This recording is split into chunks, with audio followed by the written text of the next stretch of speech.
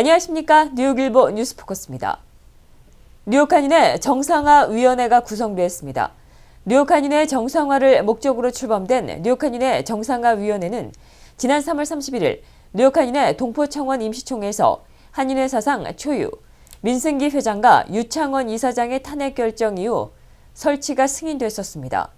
김석주 역대 회장단 협의회 의장을 위원장으로 위촉해 꾸려진 정상화위원회는 2일 기자회견을 갖고 앞으로 정상화위원회는 회장과 이사장의 탄핵으로 빚어진 뉴욕 한인회의 공백 상태를 최소화하기 위해 뉴욕 한인회 집행부 임무를 대행하며 새로운 34대 뉴욕 한인 회장을 선출할 때까지만 한시적으로 운영된다고 말했습니다. 또 뉴욕 한인회에 대해 즉각적인 인수 절차에 들어갈 것이며 새로운 선관위를 구성해 34대 뉴욕 한인 회장 선거를 진행할 것이라고 덧붙였습니다. 이와 함께 김 위원장은 민승기 회장과 유창원 이사장은 앞으로 더 이상 직함을 사용할 수 없다며 앞으로 뉴욕 한인회와의 업무 협조는 정상화위원회로 연락해달라고 당부했습니다. 뉴욕타임스가 2일 브롱스에 거주하고 있는 한인 인구가 급감해 재정적인 어려움을 겪고 있다고 소개했습니다. 신문은 뉴욕 내 다른 지역과는 달리 이 지역의 한인 인구가 급감해 단칸방 수준에 불과한 한인 노인회관의 임대조차 유지하기가 어려운 실정이라고 전했습니다. 브롱스 노인회관은 한 장로교회에 빈 공간을 임대해서 쓰고 있지만 경제적인 사정이 나아진 한인들이 지역을 떠나는 바람에 한인들로부터 지원이 거의 끊어진 상태가 돼버렸다고 보도했습니다. 그러나 2012년 한인 커뮤니티 재단이 나서서 처음으로 노인회관 운영을 위해 9만 달러를 기부했으나 지속적인 기부가 없어 어려운 처지를 면치 못하고 있는 것으로 알려졌습니다. 한반도의 평화를 기원하며 비무장지대를 건너는 행사를 추진 중이었던 위민 크로스 DMZ 측이 북한으로부터 지원 약속을 받았다고 밝혔습니다. 한반도 여성 평화 걷기 이름으로 붙여진 이 행사의 공동 기획자인 크리스 안은 지난주 평양에서 조선민주여성동맹 소속 관계자들과 회의를 열었다며 이같이 말했습니다. 그는 이메일을 통해 최종 결정이 어떻게 내려졌는지 알았으면 하는 바람이지만 지금은 북한의 협력과 지지를 확보했다는 것만으로 안도한다고 설명했습니다. 앞서 위민 크로스 DMZ 회원들은 12개국 여성운동가 30명이 5월 24일 북한에서 남한으로 DMZ를 걸어서 넘겠다는 구상을 발표한 바 있습니다.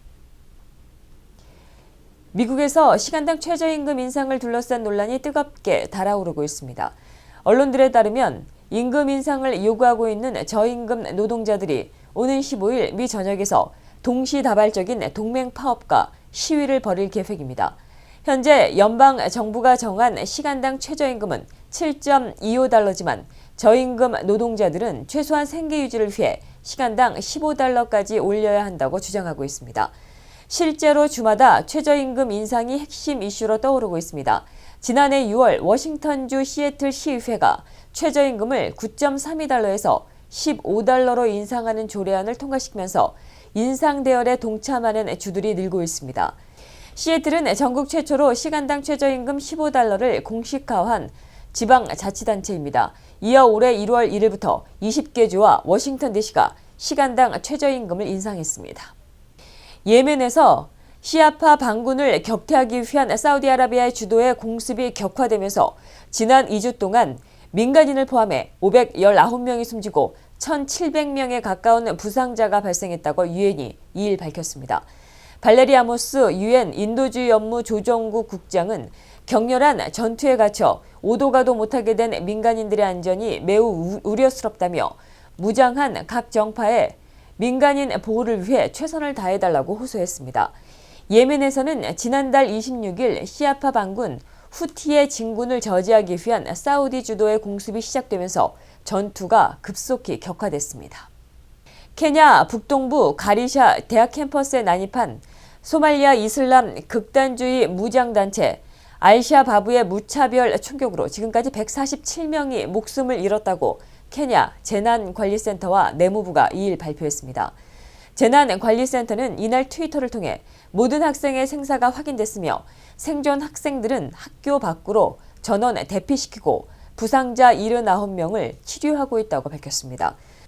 목격자 등에 따르면 이날 오전 5시 30분께 복면을 하고 소총으로 무장한 대원 4명이 난입해 이슬람 교도가 아닌 학생을 골라낸 뒤 총격을 가했습니다. 이들은 대학 기숙사에서 인질극을 벌이다가 사건 발생 13시간에서 15시간 만에 모두 사살됐습니다. 이번 공격은 1998년 나이로비의 미국 대사관에서 발생해 213명이 숨진 알카에다의 차량 폭탄 공격 이래 케냐에서 희생자 수가 가장 많은 테러 공격으로 기록될 전망입니다. 폭탄 제조를 시도한 시민권자인 퀸즈 여성 2명이 체포됐습니다. 브루클린 연방법원, 뉴욕 동부지법이 2일 공개한 연방검찰의 형사고발장에 따르면 노엘레 벨렌차스와 아시아 시디키는 폭탄을 제조하려다 한 달여간 조사를 벌인 수사당국에 덜미를 잡혔습니다. 이들은 체포 당시 여러 종류의 폭탄과 4개의 프로펜 가스 탱크를 소유하고 있었던 것으로 알려졌습니다. 또 이들은 지하드에 관심을 갖고 폭탄을 공부하고 있었던 것으로 알려졌고 또 폭탄을 터뜨릴 정확한 목표물을 정하지는 않았지만 군대나 정부기관을 타겟으로 잡고 있었고 경찰관의 장례식장을 타겟으로 잡기도 한 것으로 전해졌습니다. 종교적인 신념에 따라 동성애자를 차별할 수 있도록 한 종교자유보호법을 위반했다가 여론의 문매를 맞은 아칸소주와 인디애나주가 결국 백기를 들고 법안 내용을 수정했습니다.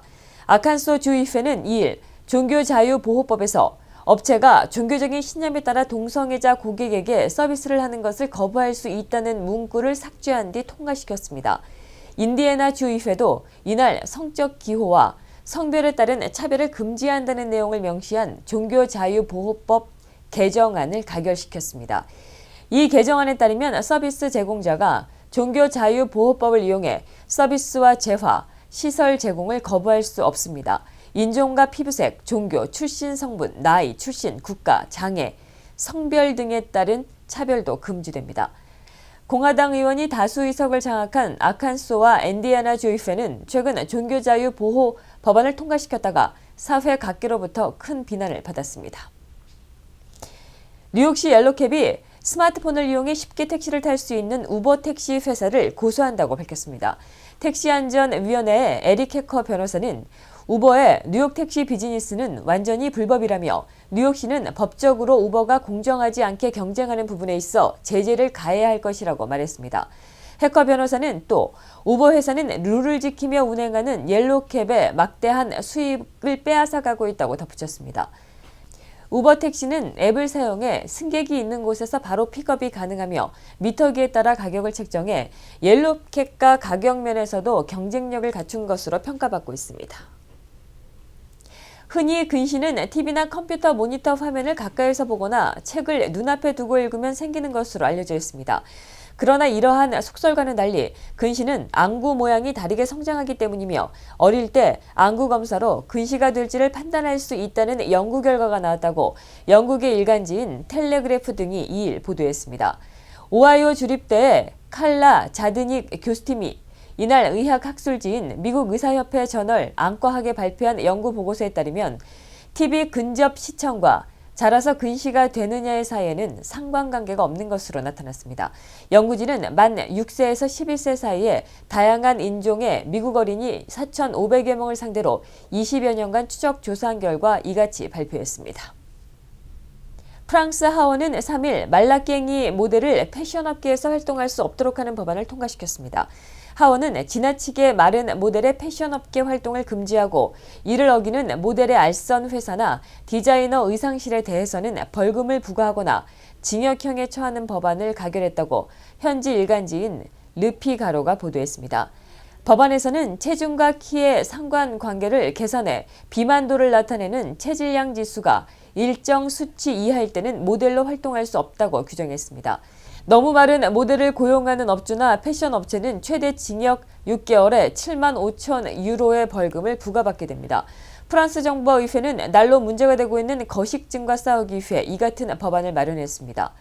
프랑스에서는 4만 명이 거식증을 앓고 있으며 이들 가운데 약 90%가량이 여성과 소녀들인 것으로 추정되고 있습니다. 아이스커피는 뜨겁게 내린 뒤에 차갑게 식혀서 제공되는 것이라는 통념이 바뀔 것 같습니다. 스타벅스가 최신 기술이 접목된 신개념 아이스커피를 판매합니다. 스타벅스는 뉴욕시의 모든 스타벅스 매장에서 차가운 상태에서 바로 뽑아낸 아이스 커피를 출시했다고 밝혔습니다.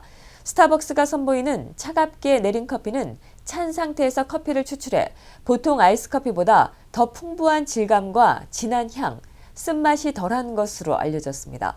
이상으로 뉴스포커스를 모두 마치겠습니다. 시청해주신 여러분 고맙습니다.